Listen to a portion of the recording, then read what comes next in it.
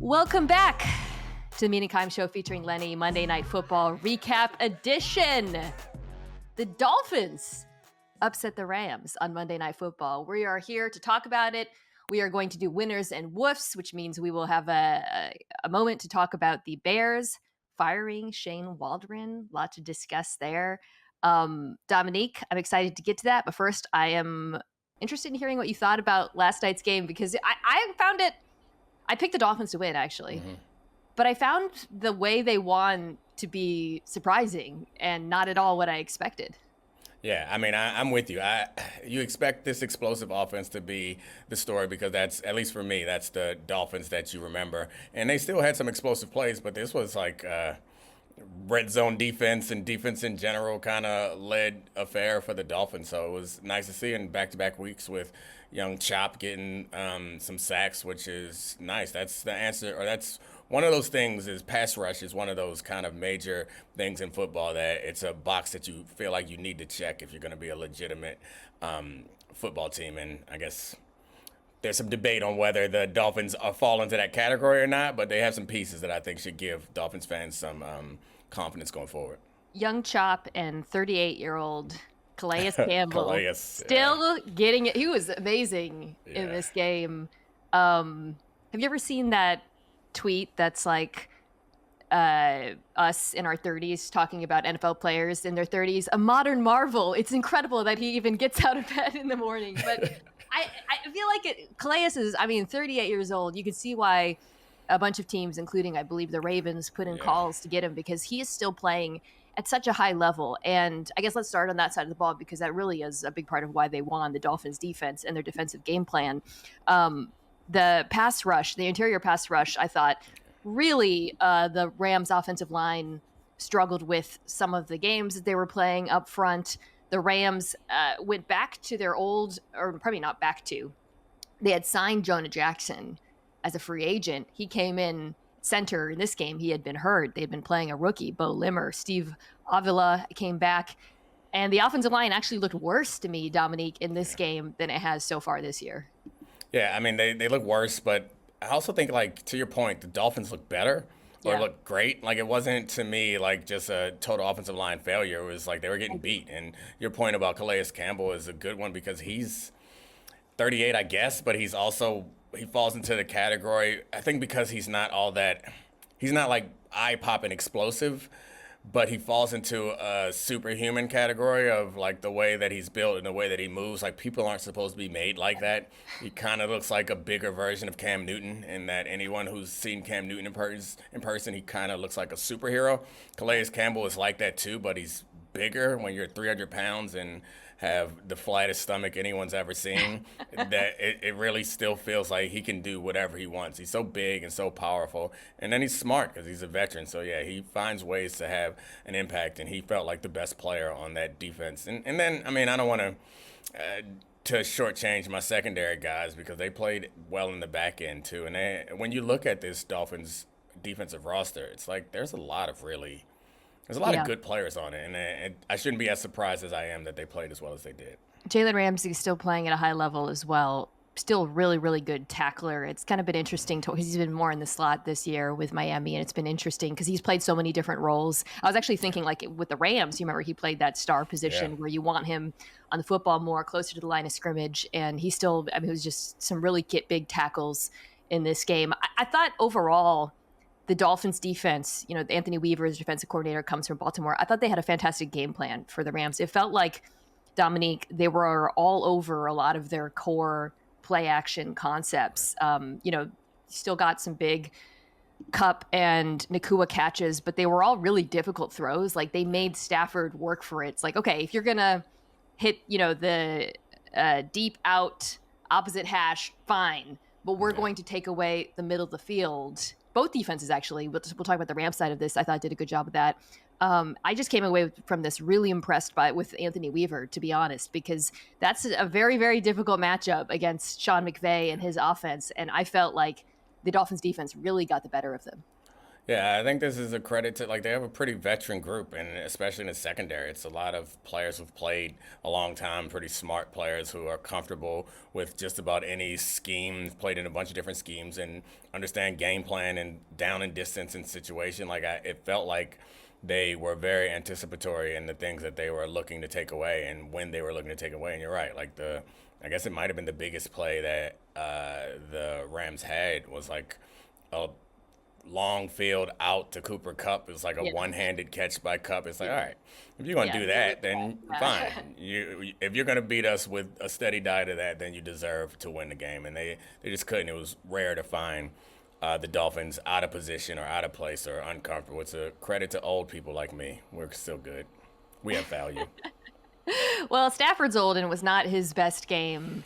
He had a couple of really highlight worthy throws, but he also definitely struggled with the pressure, had a few misses, and was really, really bad in the red zone, which, has kind of been an issue for him all season long. I've mentioned this at some point talking about him. When you look at splits for QBR for situation, down, play action, it's all fine. But in the red zone, he's actually near the bottom of the NFL. And now the Rams have the third worst red zone touchdown percentage in football. And you saw that in this, some of it was, again, the Dolphins defense playing well, but he had a couple of misses down there and they weren't able to run the football the way they would like. And that's been an issue with this the Rams offense to me, Dominique, like they have really, really high highs and there's moments where you're like, they're a machine, but they really are, even as players have gotten healthy, a lot more inconsistent than they were last season. As players have gotten healthy stands out to me because I think that was the thing that that Rams fans and the Rams themselves were holding out hope for, and like a surprisingly, I guess, competitive division. I don't know how surprising it is, but like this, I guess the Cardinals are the real shock of how made this division a lot more contentious, which I know we'll get to at some point, but their hope was like, all right, when we get all our guys back and they don't get kicked out of games and they don't get injured, we'll be fine. You had them all back. And you had a real dud on offense with 5 field goals is unfortunate. And your point about Stafford in the red zone, that's why you get quarterbacks like that, is when it's tight windows. It's like, this is what we have you for. We can't scheme up stuff to get open in the red zone. We're going to need you to zip that ball in there with that strong arm in the tight window. So if he's hurting them in the red zone too, then this season feels like maybe they should have been more aggressive at the trade deadline the other way, because now they can't get anything for these guys. They had the big win over the Vikings, right? Because there was the rumors about Cooper Kupp being traded. And even like last week, they barely beat the Seahawks and the offense was not particularly productive or prolific then either. And that's a problem because this is a team that spent a ton of money on offense, right? The quarterback, the wide receivers, the offensive line, that is where they have invested their money. The defense was actually better last night. We'll hit that side of the ball in a second, but the offense at the moment isn't living up to, like, in terms of the allocation of resources. Your offense, the case for the Los Angeles Rams in 2024 is that your offense is so dominant that you can beat anyone, but that certainly was not the case against Miami. So, okay, well, let's go to the other side of the ball, because this was, again, like I said, I picked the Dolphins, but my vision of a Dolphins win was Tua Tagovailoa getting the ball out quickly to negate the Rams' pass rush and explosive plays downfield, taking advantage of the Rams' secondary. That is not at all how this played out. There was very little downfield. We can talk about why. And Dominique, most of Tua's big moments in this game were creating, which was very shocking. He went 5 for 6 for 79 yards throwing on the run. One of the plays that really stands out in my mind, the Dolphins failed to pick up. They got Jared Verse was on Raheem Mostert, which is obviously not something you want. The Rams had like an overload to their sides. Tua spins out of pressure, rolls to his right, buys just enough time for Mostert to get behind the defensive tackle and hit him downfield. That was like a really impressive play. And I have to say, I don't think, like, Tua, obviously this isn't one of his better games, but it was interesting to me that he won in such a different way. Yeah, there were some better plays, and I think that's something we talk about a lot with teams as they get into tougher games in the playoffs is the scheme's not always going to work. And who has the ability to lift you when the scheme's not there, and that's not a way that we've ever really talked about Tua. particularly after the head injury stuff, is like, hey, we're gonna even more focus on getting rid of the ball on time with their offensive line issues, and he's been able to buy time. There was one play that kind of cuts against this argument because his interception was with him kind of creating and doing the cardinal sin that I think only Mahomes and Josh Allen are allowed to do. Is throw back across your body when you're getting out of the pocket, and he did it and turned it an interception, and then probably the most like exciting play of the game is in a bad way is Tua trying to tackle somebody on interception return. And taking a knee to the helmet, and we all rejoiced when he got up. But were you angry at him? Like, I found myself like, what are you doing? Do you not know? Like, angry is the wrong word, but I was like frustrated. Yeah, right. It's so different too from him like trying to make a play and get a fourth down. It's just so unnecessary. Right. Frankly, unnecessary forget just Tua and his history. Yeah. It's like, come on, you're the quarterback. Different rules apply to you. It was. So I want to run something by you because I went back and watched some of the incompletions downfield or the moments where Tua held onto the football, kind of trying to understand what happened. And I actually do think the Rams defense played really well in this game. Like when you watched, guys weren't open. They really made a concerted effort, you could tell, to take away, similarly to the other side of the football, the middle of the field, taking away their core concept in a way that we have seen defenses do with Miami. Like they know they want to hit those in-breakers, those quick hitting in-breakers, right? But I also, this is what I want to run by you. Tyreek Hill and Waddle not say it separating the way that they used to. You said it. Yeah, I just because so on the TV you're watching and you're like, Tua, throw the ball. So in the past, you would say that, and then you'd watch the tape, and Tyreek Hill would be like 20 yards downfield. That's not what I was seeing, Domonique, for much of this game. No, I think you're probably right about that. And Tyreek Hill especially, has earned some benefit of the doubt. But I think for much of this season, we haven't been watching them because we chalk up their bad numbers to, like, not that we haven't been watching the games. I know you watch all the games no matter what all the time, but we haven't been watching them closely because we're like, oh, their numbers stink because their quarterback situation is bad. I think what you're saying is something that I think I've been seeing, but I haven't been brave enough to, like, also actually broach it. But yeah, I think it's early enough that Tyreek Hill, I guess, is getting close to the age where you can start to consider that stuff, but it's early enough, it happens few enough, or it hasn't happened enough times for me to be ready to say that this is a problem for Tyreek Hill. Waddle's slightly different because Waddle is never been like the X,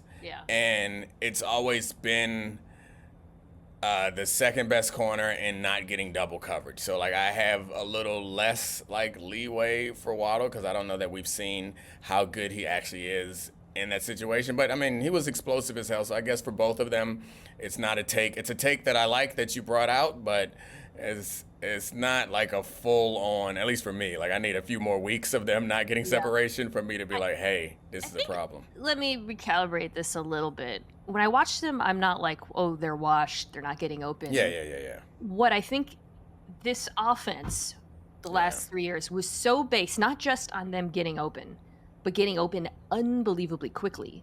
So that when the ball comes out quickly, like what has made this Miami Dolphins so unique is the combination of the super, super quick time to throw and guys getting open downfield. It's a very rare combination, and they were like a Lamborghini with it.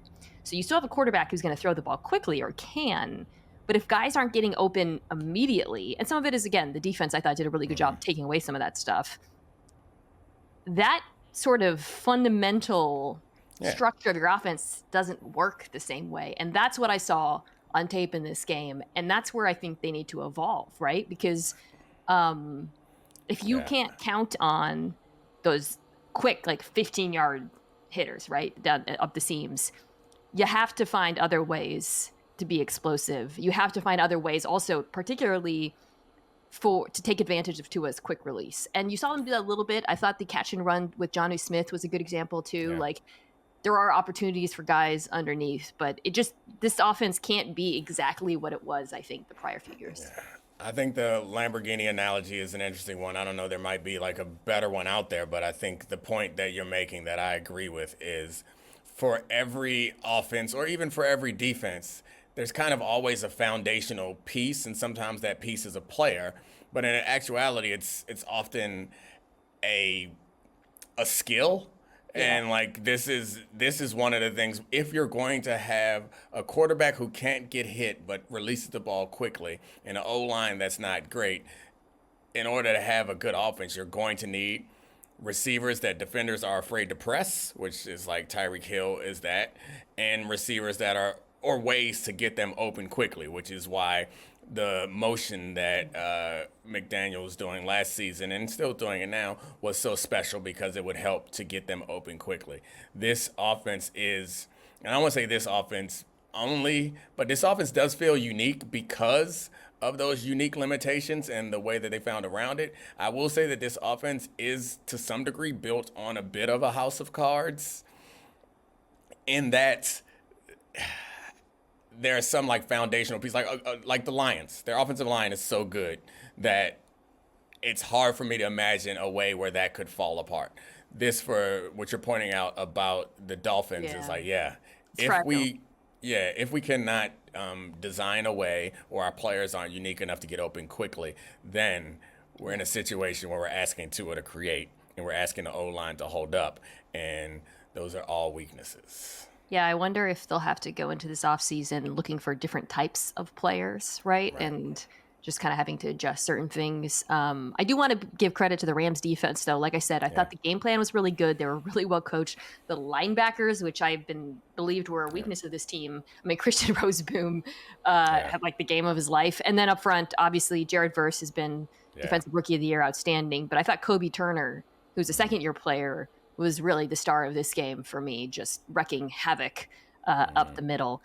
So let's just wrap by spinning this forward for both teams, because it's kind of an interesting inflection point. I want to pull up their schedules. So the Dolphins are 3-6, obviously, and they're not going to win the division. The Bills have probably run away with that. However, Domonique, 5 games. They have the second easiest remaining schedule, according to FTN Fantasy, which is the DOA. I mean, in the next 4 weeks, they have the Raiders, Patriots, Packers, and Jets. I don't think it's impossible to imagine them getting up to 500. And then you wrap with the Texans, Niners, Browns, and Jets. The bottom of the AFC playoff picture is definitely open. They would obviously have to win a lot of these games, and I'm not saying it's likely, but I do not think their season is over by any means. Yeah, I like their chances better than I like the Bengals. I think is another team that I would look at and say is on the outskirts of the playoffs. But the tough thing is, like, there's 3 playoff spots. So either the Ravens or the Steelers, which are at 7 wins, you'll have to be better than one of them down the stretch. I guess the Colts, I don't think that we think of them in the same breath, but I think both of us really respect the Broncos and the Chargers. And I guess if you're looking at strength of schedule going along, that might change this, but I don't think they're better than any of those teams that I named. No, but the Chargers' schedule is tough. Yeah. Chargers, Bengals, Ravens, Falcons, Chiefs, Bucks, Broncos, and then they wrap with the Patriots and the Raiders. So I'm just I mean, it's possible. You could see why they didn't trade Calais Campbell. Although I don't know what they were offered for him. On the flip side, the Rams are obviously still in the mix for the NFC West because the NFC West is wide open, right? I mean, the Cardinals, who we're going to talk about briefly, are in charge. They're in the lead. Unfortunately, the Niners have Christian McCaffrey back, which makes it look a little bit challenging. The offensive performance the last 2 weeks is pretty discouraging. Right. Yeah, I don't. I don't know who to compare it to, but I don't really like the the Rams' chances, and I think that division that they're in, I don't think they're going to win the division. I think if there's any chance, like the Cardinals, I feel like are going to win the division. If there's any chance of someone else stealing it, it's the 49ers to me, not the Rams. Yeah. And getting into the wild card, you get into the same situation where it's just Minnesota, yeah, maybe. You got to be better than Minnesota and the Commanders, and again, to get into the strength of schedule conversation. Tampa Bay is who they're competing against, and they've been good despite the receivers' injuries. They've been competitive, and I guess we don't really. The Saints and the Panthers are not that, but then they still got to deal with the Seahawks in their own. Like it's just really hard. And the Packers, like, yeah, this actually. I guess now I'm realizing I just had like a hunch that it felt more grim for the Rams than it does for the Dolphins, but I'm looking at their competition, and it does feel more grim. I think the AFC is better than the NFC, but the AFC is more top heavy. Like the bottom half of the AFC playoff picture is like, whereas the NFC, you have the Lions to me are like in their own tier, and then you have a mess. But there's a lot more. There's not, it's just a little bit harder in some ways. But you know what though? Like the Rams season is not over either. And I will say, like, if you're a Rams fan, you have to at least be pretty thrilled with what this young defense has looked like because they got some dudes. So I'm sure this won't be the last time we talk about them. Yeah, I like Fisk, too. Good player. All right, let's take a quick break, come back, and talk about the big news of the day. Why should you bet with Caesars Sportsbook? 2 words, Caesars Rewards. Every bet brings you closer to the types of benefits only Caesars can offer. Hotel stays, VIP experiences, sports and concert tickets, and more. It's not just an app, it's an empire. All right, so usually we start with a winner, but because of the news, we're going to start with a woof. The Chicago Bears announced today, Shane Waldron, not even demoted, fired. He's gone. Yeah, I mean, that's the right thing to do, right? Like, this Nate Hackett demoted situation, like, let me go home. Let me take my ass home. Don't tell me to come back to work and I lost my responsibility. Let me go home. Well, Thomas Brown, who was with the Rams, briefly called plays for the Panthers. Going to be calling plays for Chicago. I don't have strong opinions about what that'll look like. But this feels like endgame for Matt Eberflus, who played the only card he had left, which is firing Shane Waldron. He is, of course, responsible for picking, or in conjunction with, obviously, the Bears ownership, Waldron. And then before that, Luke Getsy. Keeping Eberflus is probably the original sin here after last season when they had the opportunity to get a offensive-minded coach for Caleb Williams. But rather than focusing on that, I want to talk about Waldron. I mean, do you feel is there anyone out there defending him, saying that he should not have been fired? The problem is like I tried to muster a defense for him. The problem with mustering a defense for him is the problems are everywhere. Yeah. And so, like, if everything it was is just bad. Everything right, is bad. If it was just interior offensive line, then I'm like, man, it's fine, but it's interior offensive line. If it was just the receivers not consistently getting open, it was like, eh. Or if his scheme was, like, exceptional, but things were working, I could say that. Or if it felt like at least Caleb is getting better, even though they're not good, Caleb is getting better.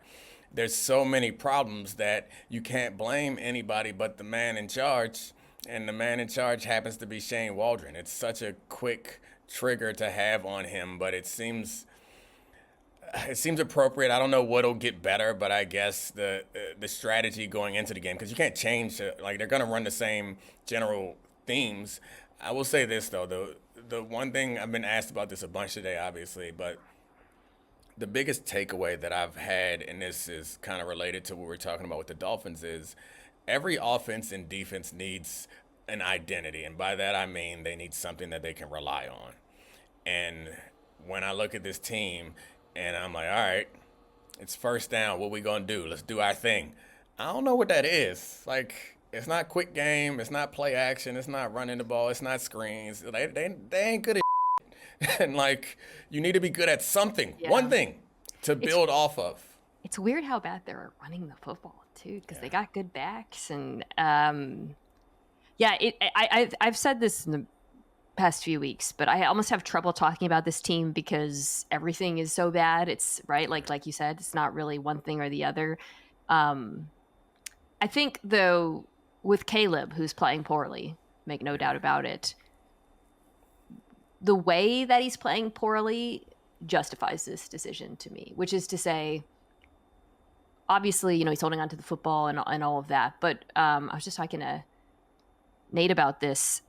When I watch him in college, when he was holding on to the football, it was because he was hunting. First of all, it's partly because his offensive line sucked at USC, but he was also hunting big plays. And so there was some variance, but at least you got boom and bust. Now he's not punting big plays. He's just holding on to it. So it's like people are kind of drawing that line to college, but it's different because it's not an example of a quarterback who's too much belief in himself. It's almost like a quarterback who doesn't have enough belief or is determined, and this is where I think about the coordinator, to play within the structure of the offense to his own detriment. Like, I would rather see Caleb just go out there and hoop. Right? Like, what I mean, I obviously it would be the ideal would be that he would be playing on time and playing with confidence within the pocket. But right now things are so bad that I wish that he was almost playing more freely, because right now it looks so tight, and that's so different from the guy that I saw in college. Yeah, the thing is, when I watch the tape from this game, and I want to be able to focus on one thing, there's so many things going wrong that it's hard for me to even tell you where Caleb needs to improve.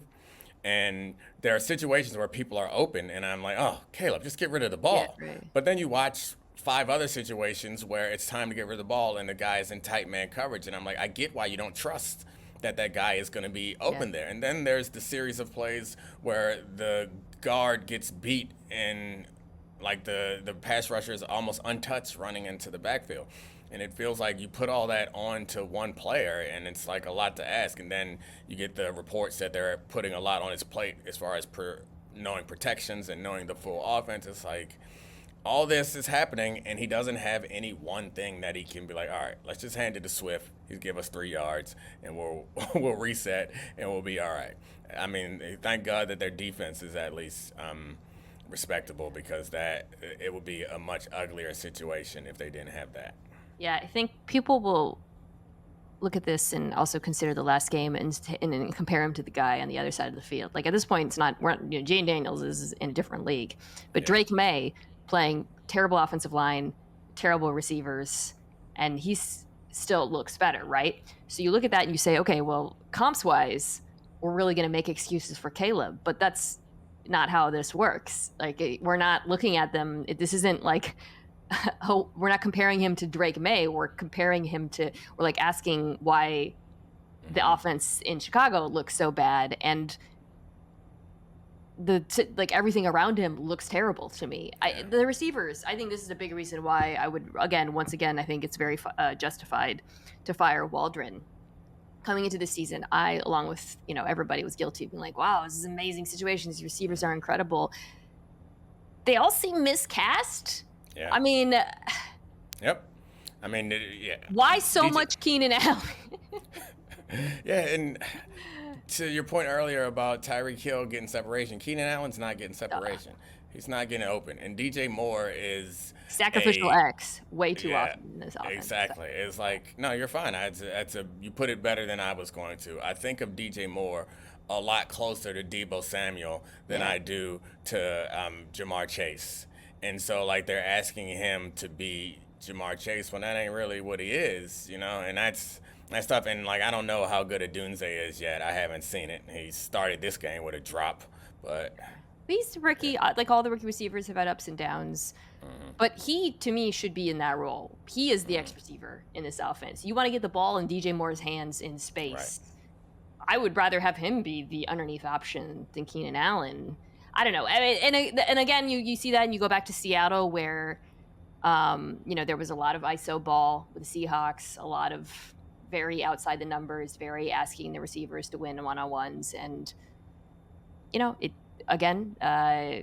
certainly justifies the firing of Shane Waldron. I don't have a lot of hope that this is going to get better. DJ Moore also seems to hate it there now. So Yeah. not Yeah. open.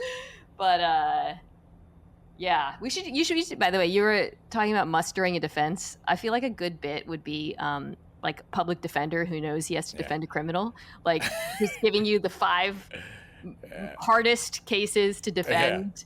I like Something that. about your look right now with like the tie. You look like a public defender who knows his client's guilty, but has to do his job. A long time ago, one of the Undefeated Digital things, we did a segment that I called Locker Room Lawyer, where it was essentially the same thing, but I was trying to figure out a way to defend players. But you're right, mustering a defense. We need to get French as the sponsor, mustering a defense, and then I can try to figure out how to defend these guys. Ooh, okay, well, a guy you would not have to defend is my winner for the week, and that is one Kyler Murray, who put together basically a perfect performance against the Jets. Like statistically, 22 for 24 for 266 yards, also rushed for 2 touchdowns. Look, the Jets defense is really bad right now. It feels like they're just kind of broken. But Murray's having a great season. He, at the moment, is second in QBR behind Lamar Jackson. He is best against pressure. That's the biggest thing that jumps out we could talk about. First in DYAR, which is the football or FTN fantasy metric for above replacement yards. He has career highs now in a lot of metrics. He is not turning the football over. He is not taking a lot of sacks. What do you see out of Kyler Murray this year that feels different from previous years? Yeah, I mean, it feels like a offensive, at least, maturation, and maybe it's just comfort in the scheme, and it doesn't seem, and I mean, his athleticism is insane, but it doesn't seem like that is the key to him as a quarterback anymore, while it's gotten to a point where, and that's why people make arguments for drafting super athletic quarterbacks, is because they'll raise the floor. They'll keep the floor high as they learn the rest about the offense and get a little bit more comfortable. But seeing him play like this in this last game was the perfect version of it. Like, it was the best game that I've seen him play in a long time. And I think CPOE was 20. I haven't even, I didn't know that before I watched the game. So I want to go back and see these passes, because that's an insane completion over expected. And so, I think your point about the pressure is huge. He's good in all scenarios, like outside the pocket, inside the pocket, in the red zone, blitz and pressure. Like, he just is good in all scenarios, and it's not just him being explosive. I think the numbers under pressure. So his QBR under pressure is 85, which is best in the NFL. He has never had a QBR over 53 under pressure. So that's the single biggest difference. So some people might look at that and say, well, that feels unsustainable, right? Like, this is, we always hear numbers from inside a clean pocket tend to be the most sustainable thing. But I disagree. Maybe it won't be that high, right? Because that's incredible. But I believe a big part of his performance under pressure this year, when I watch, is he seems to actually have a lot of faith in both his scheme and his skill players, particularly Trey McBride. Mm-hmm. Like, I'm telling you, that guy, like the throw he made he made tons of crazy throws to McBride, but there was one versus the zone. It was just like into the tiniest window, defenders closing, and he throws that. He's throwing the ball with such anticipation to him. And watching him, I'm thinking, like, he really believes that 85 is going to catch the ball, make a play. And it's helped him so much as a quarterback because he has such faith that if he throws the ball on time with anticipation, it will be caught. So that to me is what jumps out, is like, oh, he's buying into everything that's happening around him. Yeah, I mean, and I think that comes with trust and maturity. And I think one thing that we don't think about, because there's only room in our heads sometimes for like one characteristic for each player, is, I know you are aware of this and tout it all the time, but Kyler's arm is ridiculous. Yeah, ridiculous. Yeah, it's ridiculous. And because he's like short and an explosive athlete, that we don't get to the fact that he can throw any throw that like your favorite strong arm quarterback can throw. Like he has an absurd arm with great accuracy, and that's why he's the first overall pick, and you can build around him, and that's why. Yeah, and I think that's like to not bring Bryce in it, but I think that's part of the drawbacks for Bryce is like he's a bit smaller, but he doesn't have any of those things that are super unique, like the arm strength or the crazy athleticism. And that is something that is very that has been consistent over Kyler Murray's career, which is that despite his size, he is willing to throw over the middle of the field in a way a lot of smaller quarterbacks do not. But yeah, a lot of that is just arm talent, right? Like it's like, okay, there's like I love watching the end zone view with him because a lot of times I'm like, damn, dude, like he's not seeing a lot, but he's still slinging it. And I mean, I think it was a corner to Marvin Harrison Jr., the touchdown in this game. You do not see a more perfectly placed ball than that one. The other thing I would like to note, I talked about his faith in the scheme and the skill players. The offensive line for the Cardinals is also playing really, really well. They've had injuries and it hasn't really been a factor. I think they've been excellent this year. It's kind of a cheat code. It's like if you want to see a quarterback who's playing well or better than you expected, the answer is often like they're getting protected. It's like the same thing is true of Baker. Same thing was true of Sam Darnold, and like that Darashaw injury, it might be one of the biggest injuries of the season. It's totally like you're going to see a different version of Sam Darnold now that Christian Darashaw is not there to anchor that line. So that's often the cheat code is if they're protecting them, they're going to be good. So true. Kyler Murray, MVP conversation. Obviously, Lamar is still, we both agree, I'm sure, Lamar is still the obvious favorite. But behind him, I feel like you can now throw him into the chum. You officially did, and it was part of my first take this morning was responding to they clipped your sound from last night. Oh, I love it when they do that. Yeah, so you did. I agreed with you. Jeff Saturday agreed with you, but Shannon Sharp said that Mr. Lamar Jackson, has taken this trophy and gone into a room, closed the door, locked the door, and he also threw in the room is soundproof. So I pushed back and said, I agree with everything. However, he can hear Kyler outside yelling. Like he can hear him. It's not soundproof. Like he can hear Kyler. Not Jared Goff. Jared Goff can't hear Jared Goff anymore. But yeah, Kyler's within yell distance. Josh Allen still yelling. But yeah, Lamar is in the room alone with the door locked. It's like when I hear patter, patter, patter, patter. It's Lenny outside my door. Okay. Your winner. This is a surprise. You didn't tell me what it was. I'm so excited. It is going to be the Los Angeles Chargers. Yes, I've not talked about them enough. I'm so glad that you picked this team. I mean, I've been impressed with the Chargers for the last few weeks, in large part because it's their defense. They are a great defense.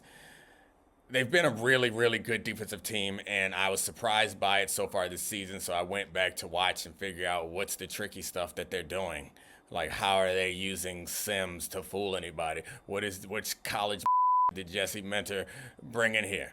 These fools just playing straight up, just whooping people straight up, and they're creating turnovers, stopping the run, they're getting pressure, they're creating sacks. Like, they're doing all these things, and they're playing. It should be no surprise, but when Jim Harbaugh shows up, they want to run the ball and play defense, and they got two great tackles on offense, a quarterback with the arm talent to bring you back from anything and make just about any throw. But they're not building this team around like, hey, we got this new awesome quarterback. Let's showcase his quarterbacking ability. They're building this team around, it seems like right now, is those tackles and that defense, and that's a optimal way to play with anybody. All right, I'm gonna put a pin in the Justin Herbert conversation because he was insane this weekend. I didn't watch it in real time, and I'll talk about that on my preview because they've got a big game against the Bengals. I want to focus on the defense. Everybody's just playing better. That's it. Yeah, just it. I mean, I thought, dude, Khalil Mack last year, his numbers, I was like, this isn't sustainable. It's a bunch of like fake sacks. There's no way. He is still getting after it. I mean, but there's also like you got your stars, but there's a lot of guys. Tarheeb, my God, Tarheeb, your guy, Poona Ford up front is balling. Diane Henley is a guy who's really jumped out to me. The linebacker is playing really good. They seem incredibly situationally prepared. That's my big take. Watching them, they always seem to have a good sense of exactly what needs to be accomplished on every down based on every opponent they play, which sounds generic, but it really is right. True. Like if they know that, like, okay, we're sending pressure, there's always guys there to tackle. They're always well coached. Yeah, they just look really well coached. It's leadership. It's not just the coaches; it's the players on the team also. But teams like this, and I think the Cardinals fall into this category, are a reminder to me that everybody in the NFL is good, and there's the coaching. I love this take. When teams are terrible, it's mostly coaching, man. Like there aren't. When you're getting blown out. We're about to talk about the Giants. So you're gonna put the. I mean, I stand by this. Is when you're completely terrible. Like, there's nobody in football who's just bad. Can you wait? Stop. I don't know if it's possible, but if we could overlay a supercut of Daniel Jones missing wide open receivers, as Domonique says, players aren't bad. It's just good. But we saw Daniel Jones have success at some point. Like, there are some guys who need. I'm being a jerk. No, you're right. You're right, though. But I guess generally, I just want to remind myself of this because when there's a problem with a team, we watch the film of specific games and specific plays. And in those games and plays, it's always a player. But the result of that, or the reason why that player, sometimes it's because the player just stinks. But also, sometimes it's because, I think more often than not, it's because the player is put in a position that is not advantageous to them.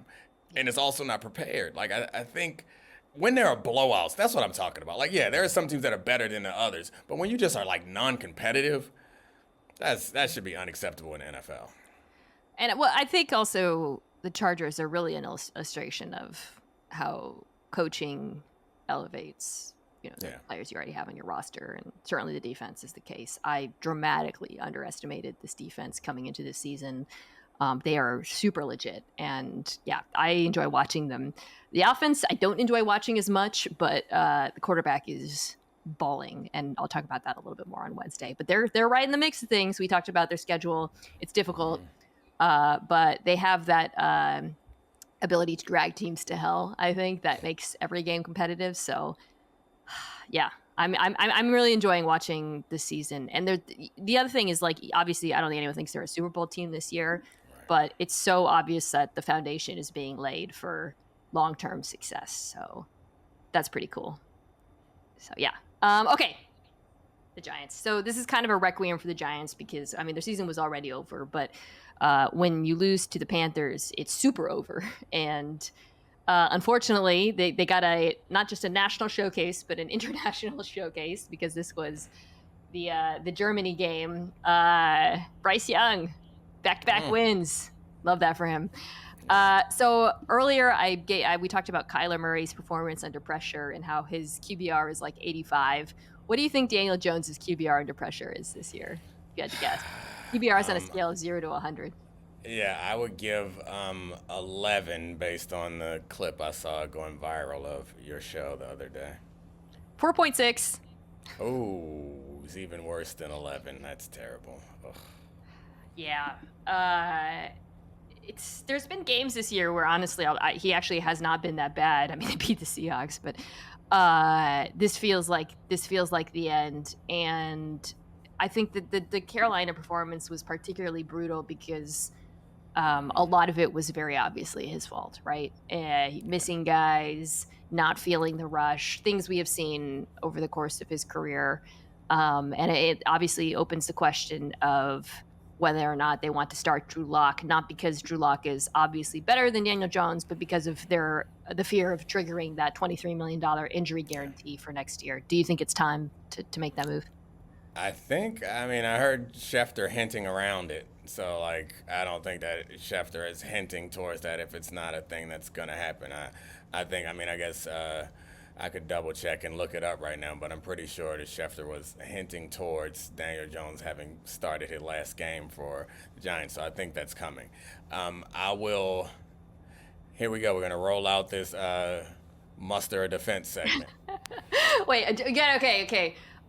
Here is Daniel Jones's public defender. He is not being paid very much, but he's here to defend his man from the allegations of being a bad quarterback. Domonique Foxworth, Esquire. You got Lucy Tyler. Yeah, obviously, I've been up all night going through all of my law books in order to try to make a defense and find some loophole. But I will say this, that in this particular game, you said that the plays were so bad because it was clear that it was Daniel Jones' fault. I will direct your attention to the two interception exhibits. Exhibit A and Exhibit B, both interception plays. Watch those plays and tell me again, is my client guilty of those interceptions? Can you pull them up? I'm trying to pull them up, but the only video I have is of the flea flicker where two guys were wide open downfield. I will have you know that appears to not see them. Objection, Your Honor.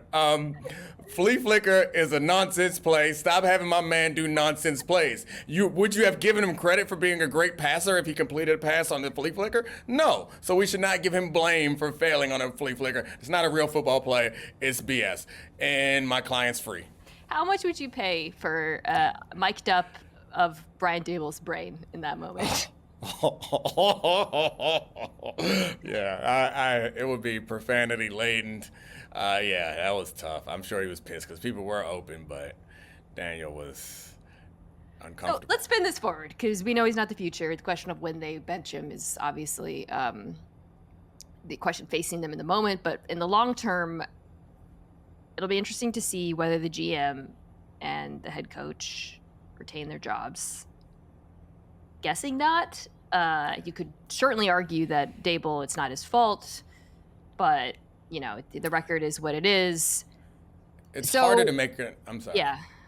It's harder to make an argument to defend the GM than it is to defend the coach. It's like the GM, I think there's so many holes in the roster that you could defend Brian Daboll easily with the roster that he was given. Brian Daboll also didn't select his quarterback. He was handed his quarterback, and he got the best out of him for one season, which you could argue that was failure in itself because he tricked them into signing Daniel Jones for an even longer term contract. So I'm not sure what they end up doing, but I'd be surprised. I guess I wouldn't be surprised either way, but I'd be surprised if they moved on from the coach and kept the GM. All right, so let's assume both are gone and discuss. Let's wrap here by just talking about kind of this team and whether it's appealing. So obviously, the one that I think is interesting is the decision to take Neighbors at 6 because Neighbors is awesome, but obviously they could have taken a quarterback. JJ McCarthy was the name being associated. I think I'd seen reported they like Drake May. That was obviously not on the table with New England taking him. So I'm looking at this roster right now, and I think I'm pondering who are the players you build around. Right. Offensively, obviously Neighbors.